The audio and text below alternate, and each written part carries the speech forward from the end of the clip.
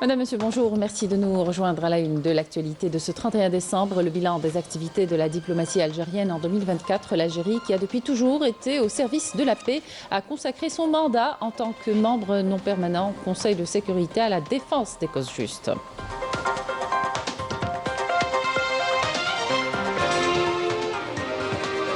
Le problème d'eau potable sera bientôt une histoire ancienne pour les habitants de certaines wilayas de l'Ouest, notamment après l'achèvement des travaux du réseau d'adduction d'eau pour la station de dessalement de Cap-Blanc à Oran. Le secteur ferroviaire en Algérie a connu en 2024 des réalisations majeures, notamment les travaux de la ligne minière Oued Béchar à Rajbilet, qui ont progressé à un rythme soutenu. Sa fiche technique dans un moment. À Raza, le ciblage des journalistes constitue un crime de guerre et une violation flagrante des droits de l'homme et de la liberté de la presse qui s'ajoute à la série de crimes d'occupation sioniste qui ciblent systématiquement les journalistes et les travailleurs des médias. Bienvenue à tous. 2024 a été l'année du renforcement du déploiement de la diplomatie algérienne et de la consolidation de sa place et de son rôle pivot au niveau régional et international. Depuis qu'elle a entamé son mandat de membre non permanent du Conseil de sécurité de l'ONU, l'Algérie déploie tous les efforts pour défendre les causes justes. À leur tête, la cause palestinienne. L'Algérie entamera dès le 1er janvier 2025 la présidence du Conseil de sécurité. L'année 2024 a été celle du rayonnement de la diplomatie algérienne sur la scène régionale et internationale, notamment depuis qu'elle a fait son entrée au Conseil de sécurité de l'ONU en tant que membre non permanent de cet organe onusien central. Malgré un contexte tendu marqué par la recrudescence et l'exacerbation des conflits et des guerres, l'Algérie a réussi à imposer ses positions. Elle est restée fidèle à ses principes basés sur la non-ingérence dans les affaires internes des pays et la défense des causes justes, à commencer justement par son soutien indéfectible à la cause palestinienne.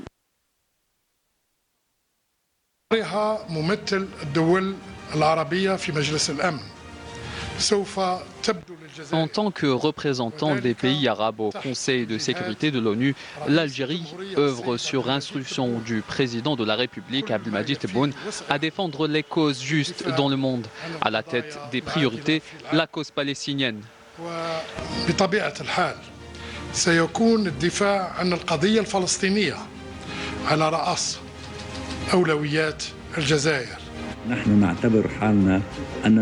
Nous sommes représentés au Conseil de sécurité par nos frères algériens. Nous œuvrons afin de parvenir à un cessez-le-feu à Gaza pour sauver la vie des Palestiniens.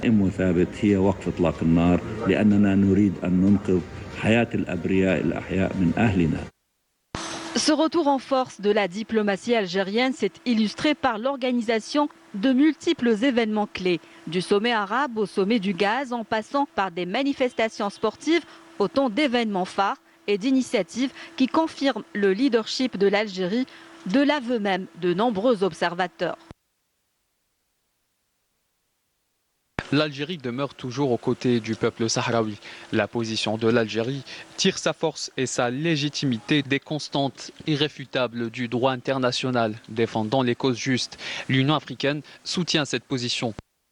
Malgré les nouvelles configurations géopolitiques mondiales et les multiples défis que cela impose, l'Algérie reste attachée à ses principes immuables, des principes qu'elle poursuivra à défendre sans relâche durant la deuxième année de son mandat en tant que membre non permanent du Conseil de sécurité de l'ONU qu'elle entamera par la présidence de cet organe onusien dès le 1er janvier 2025.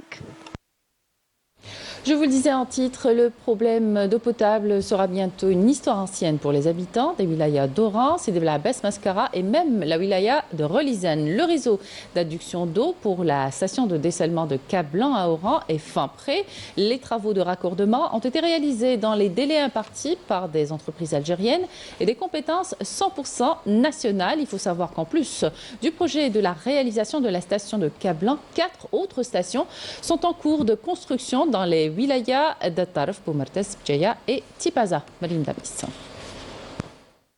Sur une superficie de 13 hectares, la station de dessalement de Cap-Blanc à Oran affiche un taux d'avancement de plus de 91%. Avec une capacité de production estimée à 300 000 m3 par jour, cette infrastructure qui repose sur l'exploitation d'eau de mer marque une étape clé avec la mise en service de sa centrale électrique.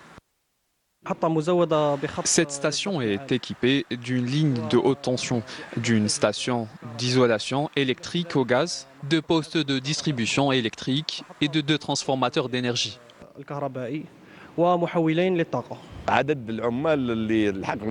Le nombre total d'employés ayant travaillé sur ce chantier a atteint 3000. Nous sommes en phase finale du projet. 2800 employés sont encore en activité.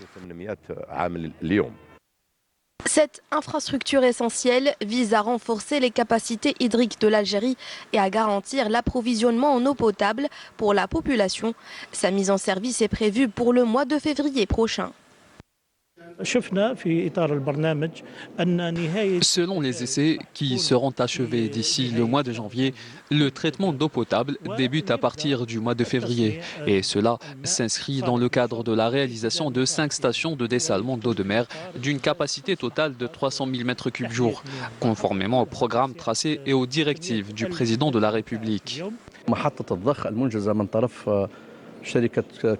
La station de pompage réalisée par le groupe Cosider est le premier point de réception de l'eau, depuis la station de dessalement d'eau de mer jusqu'au réservoir d'eau dans la commune de Ain Tassa, et dont la capacité est de 50 000 m3. Une fois terminée, cette station mettra fin aux perturbations dans l'approvisionnement en eau potable. Une centrale électrique d'une capacité de 464 MW et un atelier dédié à la fabrication de compteurs à gaz ont été inaugurés. Ces projets représentent un soutien fort pour l'économie nationale et renforcent la production d'eau potable. Le secteur ferroviaire en Algérie a connu en 2024 des réalisations majeures. Parmi les réalisations marquantes, les travaux de la ligne minière ouest Bchar-Garachbilat-Tindouf qui ont progressé à un rythme soutenu permettant d'envisager la livraison des premiers tronçons en 2025 et l'achèvement du projet avant le délai contractuel fixé à mars 2026. Les détails avec Raouf Hamouche. La mine de Garachbilat est un projet structurant éminemment stratégique, un projet important qui marquera une transformation essentielle dans le parcours du développement économique et industriel dans la région, notamment avec ce projet de ligne ferroviaire minière qui relie la mine de Garachbilat à Tindouf et Bchar sur 950 km pour acheminer le minerai de fer extrait de la mine vers les ports du nord du pays. Les travaux avancent à un rythme satisfaisant. Nous travaillons de jour comme de nuit grâce au système de rotation afin de livrer le projet dans les délais impartis. Le projet est réparti en 3 tronçons. Le premier sur 200 km de Bchar aux limites avec Bni Abbas. Le deuxième reliera Tindouf à Lassel sur 175 km. Et le troisième, divisé en 2 sections, reliera Hamagir à Lassel sur 440 km et Tindouf à Garachbilat sur 135 km. Autant dire que le challenge est de taille. Mais c'est sans compter sur la volonté des équipes et leur fierté d'être associées à ce projet colossal. Grâce à la machine qui se trouve derrière nous, nous pouvons poser 30 km de rails par jour, ce qui nous permettra d'être dans les temps impartis, c'est-à-dire 3 mois. Le méga-projet de la voie ferrée Bchar-Tindouf-Garachbilat donnera à coup sûr un nouveau souffle à l'économie nationale et ouvrira de larges perspectives au développement et à l'exploitation de l'une des plus grandes mines de fer du monde avec une réserve de plus de 3,5 milliards de tonnes. En droite ligne de la nouvelle orientation d'appui aux exportations hors hydrocarbures et de consolidation de la dimension africaine. Parlons à présent de culture stratégique au sud du pays. La céréaliculture irriguée n'a cessé de gagner de plus en plus de terrain dans le sud du pays, notamment dans la wilaya de Ouargla, grâce aux efforts de promotion de l'investissement en agriculture saharienne. Walid Yousfi. Des ressources naturelles abondantes et des terres agricoles fertiles, nous sommes à Ouargla, une wilaya à vocation agricole par excellence. On atteste cette exploitation agricole avec 2000 hectares dédiés exclusivement aux cultures stratégiques. Cela fait une trentaine d'années que j'ai lancé mon exploitation. Au départ, j'avais des palmiers dattiers, des orangers et des citronniers. J'avais également un élevage de bétail. Il y a peu, j'ai commencé à installer des pivots, Chaque année, j'installe un pivot supplémentaire pour me focaliser sur la céréaliculture. Cet effort colossal résulte de la politique de l'État, et en particulier de celle du président de la République, qui, sous sa direction, a permis au secteur agricole de retrouver sa place stratégique en tant que secteur clé pour la souveraineté nationale. Les autorités locales optent pour une stratégie basée sur la création de nouveaux périmètres agricoles et l'extension des surfaces irriguées pour renforcer les investissements dédiés aux cultures stratégiques. Il s'agit de la première expérience de l'entreprise dans le cadre des grands investissements consacrés à la culture de blé dur suite à l'installation de l'électricité agricole. Nous cherchons à élargir et à diversifier notre production. Cette année, nous avons atteint pas moins de 7560 hectares consacrés aux cultures stratégiques. Cela s'inscrit dans le cadre de la mise en œuvre de la politique nationale visant à atteindre l'autosuffisance alimentaire. De quoi développer davantage les investissements liés aux cultures stratégiques et commercialiser la production sur le marché local et les wilayas limitrophes. En cette fin d'année, cet acte de solidarité où les familles se réunissent dans le partage, la mosquée de Paris a décidé une nouvelle fois de distribuer 200 colis alimentaires au profit des étudiants avec la collaboration de l'association des Algériens des deux rives et leurs amis. La correspondance de Afaf Pelouchette. Comme chaque dernier week-end du mois, ils sont des centaines à converger vers la grande mosquée de Paris. Seuls ou accompagnés de camarades, un caddie à la main, ils patientent en silence, guidés par des bénévoles attentifs qui veillent à une organisation impeccable. On prend donc on fait un pointage du coup des noms des personnes qui sont enregistrées pour venir bénéficier des colis alimentaires. À l'autre bout de la file, d'autres bénévoles tout aussi dévoués s'affairent avec méthode. Ils inspectent soigneusement les colis, des produits alimentaires et d'hygiène, préparés pour ces étudiants rassemblés sous les arcades. La solidarité est au cœur de l'action. Parmi ces bénévoles, beaucoup sont eux-mêmes étudiants. Vraiment, cette année, j'ai participé à 2. C'était en fait une demi-journée. Ce qui me motive personnellement, c'est que j'ai déjà été étudiante. On a tous passé par cette galère et du coup, voilà, je me retrouve faire la même chose. Venir aider les gens de notre communauté. Ce jour-là, plus de 200 colis sont distribués grâce à l'association ADRA, créée par des étudiants algériens installés en Île-de-France. Elle incarne cet esprit de solidarité qui traverse les générations. Il n'y a pas que les colis alimentaires, il y a aussi l'accompagnement qu'on leur apporte, que ce soit l'insertion au niveau professionnel ou bien trouver un stage, ou l'accompagnement ne serait-ce que pour pouvoir avoir une oreille et l'assistance. Voilà. Cette opération est la 160e du genre, une démarche devenue une tradition mensuelle grâce au soutien actif de la Grande Mosquée de Paris. الدرجة العملية في إطار النشاط الاجتماعي الذي يقوم به مسجد باريس، وهذا النشاط يدخل في إطار توجيهات السيد عبد المجيد تبون رئيس الجمهورية الجزائرية الذي طلب منا مساعدة هذه الفئة المتواجدة بباريس والروائح. L'esprit de solidarité s'étend jusque dans les cuisines où le chef a préparé un couscous chaleureux et généreux. Plus qu'un plat, un symbole de réconfort partagé.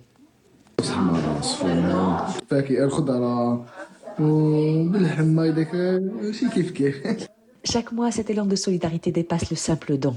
Il devient une chaîne humaine où chacun trouve sa place entre recevoir et donner. Un esprit profondément algérien qui réchauffe les cœurs en cette fin d'année particulièrement froide en France.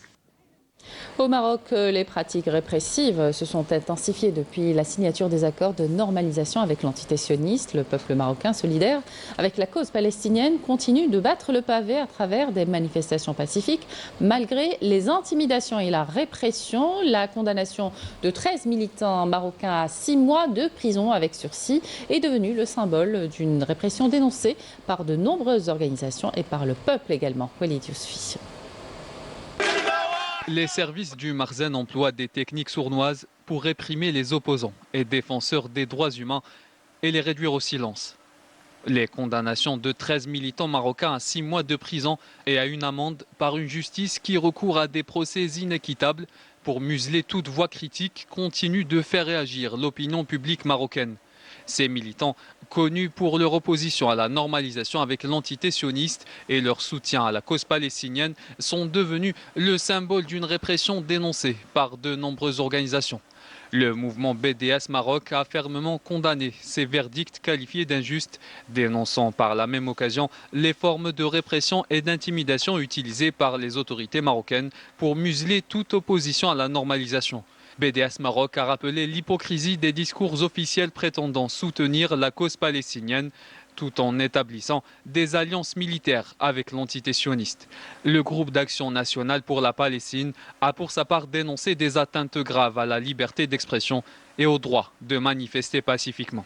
Cette répression qui s'accentue de jour en jour intervient alors que le Maroc préside actuellement le Conseil des droits de l'homme des Nations Unies, une situation qui soulève des interrogations sur la crédibilité de ce rôle dans un contexte où les libertés fondamentales sont bafouées dans son propre pays.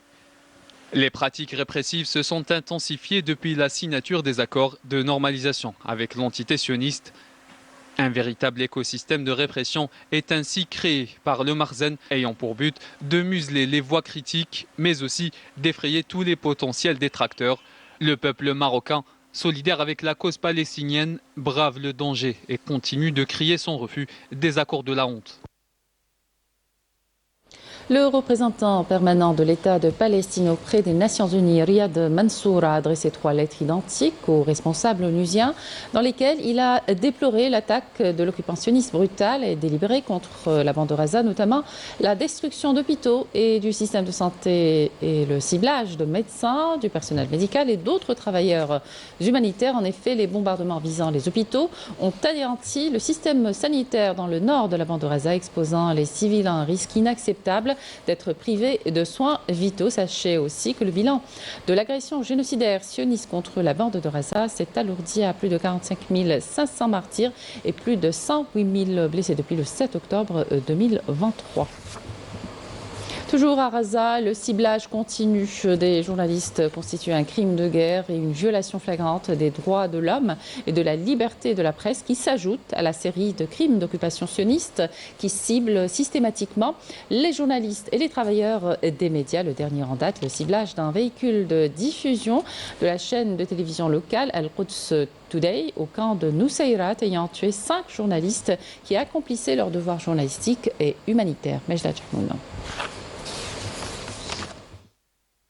Depuis plus d'1 an, la bande de Gaza est le théâtre d'une guerre brutale. Une guerre visant à museler les voix qui pourraient exporter au monde les horreurs vécues par les Palestiniens. À ce jour, plus de 200 journalistes ont été tués. Une statistique glaçante qui montre la cruauté de l'entité sioniste, prête à tout pour faire taire les voix et cacher la vérité.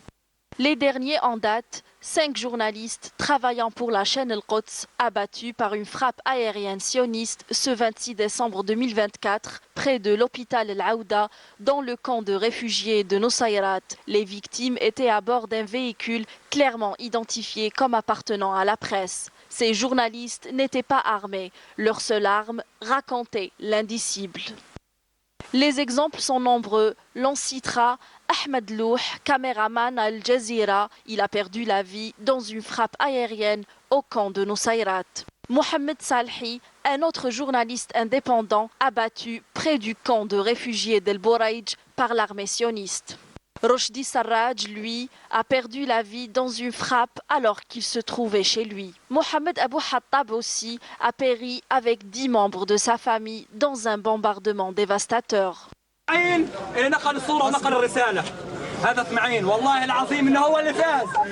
La liste des journalistes assassinés par l'entité sioniste est très longue. Leur crime, l'accomplissement de leurs devoirs. Pourtant, la communauté internationale reste largement silencieuse face à cette campagne d'élimination méthodique des journalistes en Palestine. Les appels à la protection des médias dans les zones de conflit sont toujours ignorés. L'objectif de ces attaques est clair, effacer les preuves et empêcher tout journaliste de dénoncer la réalité de l'entité sioniste, toutefois bien connue désormais. Retour en Algérie pour parler sport. Le MCA n'a pas fait dans le détail en atomisant le S Ben Aknoun lors des 32e de finale de la Coupe d'Algérie au stade du 5 juillet en l'emportant sur un score net et sans bavure de 3-0. Mohamedi Ramzi. Le MCA a été sans pitié avec l'ES Benaknoun lors du 32e de finale de la Coupe d'Algérie 2025, où dès la 3e minute, Bayazid, bien embusqué, profite de la passivité des défenseurs pour ouvrir la marque pour le doyen. Un but qui déstabilise complètement les gars de Benaknoun.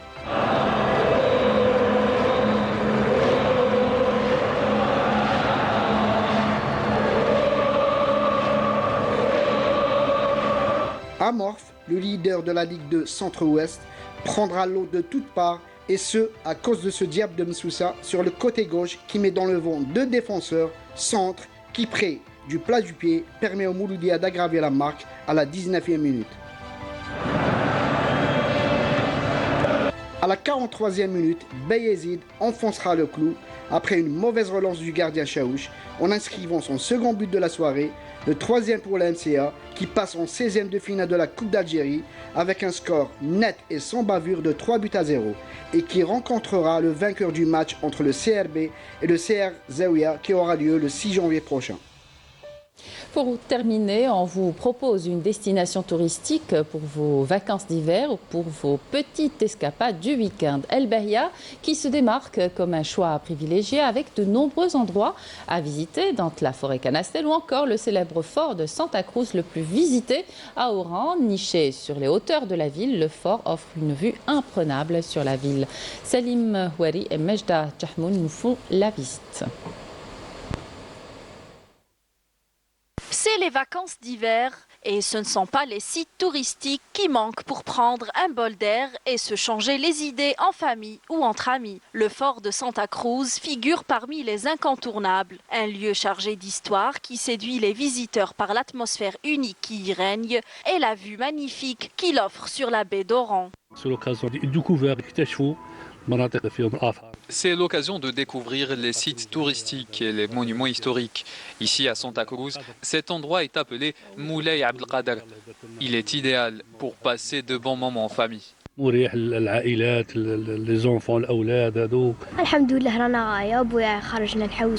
C'est très agréable ici. On est allé au jardin, au parc d'attractions aussi. Cette fois-ci, papa nous a amenés ici pour découvrir ce site. On veut s'amuser un maximum durant ces vacances. Les arènes, un joyau unique en son genre en Algérie et en Afrique, ont également toute leur place dans la vie culturelle d'Oran et les amateurs sont nombreux.